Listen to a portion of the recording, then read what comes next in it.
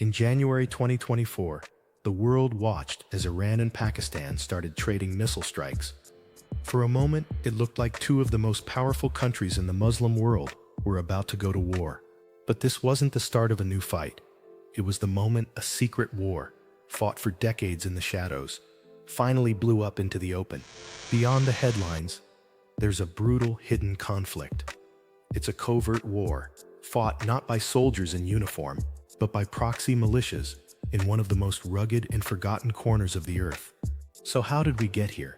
How did two neighbors, once close allies, end up in a secret war across the desolate mountains of Balochistan? This is the story of that hidden conflict, a real-life geopolitical thriller where borders don't mean much, loyalties are murky, and the consequences are deadly. To really get what's going on, you have to start with the land at the heart of it all, Balochistan. This isn't just a province in Pakistan. It's a vast, arid region of mountains and deserts, sliced up by colonial mapmakers and split between Pakistan, Iran, and Afghanistan. The people who call this land home, the Baloch, are an ancient ethnic group with their own language and culture. They're not Persian, and they're not Punjabi. For centuries, they had their own rulers, especially in the Khanate of Kalat, which was a large self-governing territory. But when the British Empire left, everything changed. As British India was partitioned in 1947, the princely states were given a choice: join India, join Pakistan, or be independent. The Khan of Kalat initially chose independence, and for 227 days, it was a sovereign state. But that didn't last. In March 1948, the Pakistani military moved in and annexed the territory, sparking a grievance that has been simmering for over 75 years. This history is the original crack in the region's foundation. The Baloch people, on both sides of the Iran-Pakistan border, have long felt marginalized. Their land is loaded with natural resources, gas, minerals, and a vital coastline, but the people are among the poorest in both countries. This deep-seated sense of injustice has fueled decades of insurgency and created the perfect powder keg for a proxy war. Every shadow war needs its soldiers, and in Balochistan, they're born from these long-standing grievances. Over the years, two main flavors of militant groups have popped up, each acting as a pawn in the bigger chess game between Iran and Pakistan. On one side, you have the Baloch nationalist separatists, like the Balochistan Liberation Army, or BLA.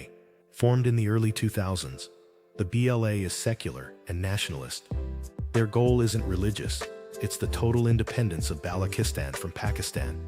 They argue that the state is plundering the region's resources and leaving the locals with nothing. The BLA has hit Pakistani security forces, government projects, and more foreign workers. Pakistan has long accused Iran of giving these groups a safe place to hide across the border, a charge Iran always denies. Then, on the other side, you've got groups like Jaish al-Adil, which means Army of Justice. Unlike the BLA, Jaish al-Adil is a Sunni Islamist and jihadist group. It popped up around 2012 out of the ashes of an older group called Jundullah. Its main goal isn't a separate Baloch state in the same way as the BLA. It's about fighting for the rights of the Sunni Baloch minority in Shia-majority Iran. They see themselves as defenders of Sunnis against the Iranian government. Jaish al-Adil has claimed responsibility for a lot of deadly attacks on Iranian border guards. And in turn, Iran constantly accuses Pakistan of sheltering Jaish al-Adil, letting them launch attacks from Pakistani territory. So the battle lines are drawn. Pakistan says Iran harbors secular separatists. Iran says Pakistan harbors Sunni militants. And the porous 900-kilometer border that cuts through Balochistan has become the perfect lawless battlefield for this bloody game. For years, this conflict ran on a predictable, vicious cycle, mostly out of sight of the rest of the world. It would start with an attack. The BLA might ambush a Pakistani military convoy or hit Chinese engineers working on the China-Pakistan economic corridor. Pakistan would then publicly blame Iran for letting the militants slip back across the border to safety. A few days or weeks later, the script would flip. Jaish al-Adil would claim an attack on an Iranian border post, killing several guards. Iran would then condemn the violence and accuse Pakistan of not cracking down on the terrorist sanctuaries on its territory. This back and forth was the rhythm of the secret war. It was a war of plausible deniability, fought through proxies where both countries could hurt each other without triggering an all-out military clash. And then January 2024 shattered that equilibrium. The covert war went overt. On January 16th, Iran launched a volley of missile and drone strikes into Pakistan's Balochistan province. This came just a day after Iran had hit targets in Iraq and Syria.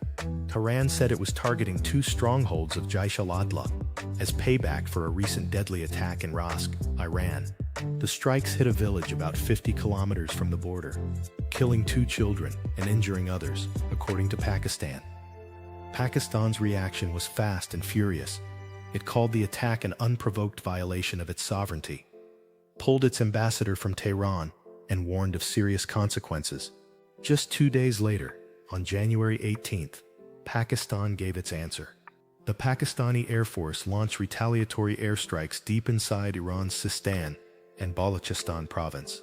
They gave the operation a very pointed name, Marg Bar Sarmachar, a mix of Persian and Balochi that means death to the insurgents. Pakistan said its strikes hit hideouts for the BLA and the Balochistan Liberation Front, BLF. Iranian officials reported that 9 foreign citizens, including 3 women and 4 children, were killed. For the first time since the Iran-Iraq War ended in 1988, a foreign country had openly attacked Iranian soil. The secret war was out. The world held its breath, but intense diplomacy, probably with a nudge from partners like China, quickly pulled both sides back from the edge. By January 19th, they agreed to de-escalate. But while the open conflict cooled down, the shadow war is far from over. The January strikes blew the lid off just how high the stakes have become. The mountains of Balochistan aren't just a remote battleground anymore. They're a geopolitical fault line that could set off a much bigger disaster. A huge part of this is about money, specifically the China-Pakistan Economic Corridor, or CPEC. This massive network of roads, railways, and pipelines is a key piece of China's Global Belt and Road Initiative.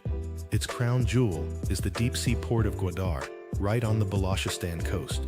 For China, Gwadar is a direct line to the Arabian Sea. For Pakistan, CPEC is supposed to be an economic game-changer. But for Baloch separatists, like the BLA, it's just another form of colonial exploitation. They see outsiders getting rich off their resources while they stay poor, and they've made Chinese projects and personnel a top target. Any instability in Balochistan is a direct threat to one of the most important strategic projects for both China and Pakistan. The future of this conflict is dangerously uncertain. The tit-for-tat strikes in January set a new lower bar for direct military action. What used to be unthinkable is now something that has happened. While both governments backed away from the brink, they also showed they're willing to cross that line when they feel cornered. And caught in the middle of it all are the Baloch people. Their legitimate frustrations over being ignored and left behind have been hijacked by regional power plays.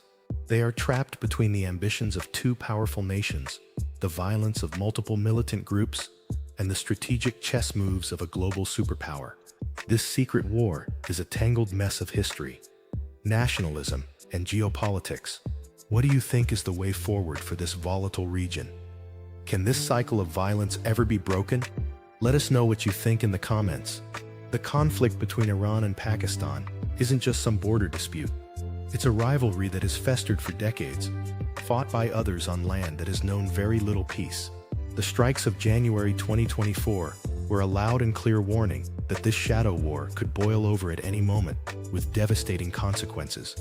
The desolate landscapes of Balochistan might seem a world away, but the secrets buried there are a reminder that a hidden war can't stay hidden forever.